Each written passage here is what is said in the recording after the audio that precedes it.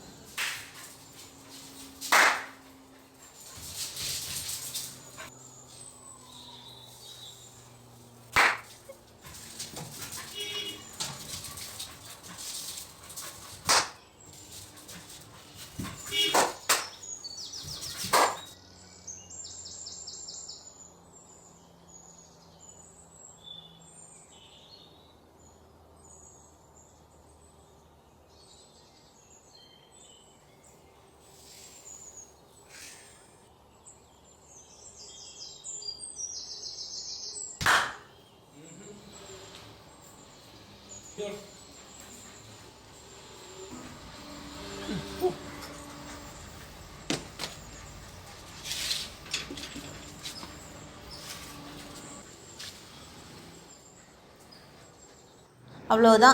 இந்த மாதிரி கொஞ்சம் நேரம் அவனுங்களுக்கு நேரம் ஒதுக்குனோம்னா நம்மளோட அவனுங்களும் நல்லா விளையாண்டுட்டு அந்த சந்தோஷத்துலேயே நிம்மதியாக தூங்குவானுங்க.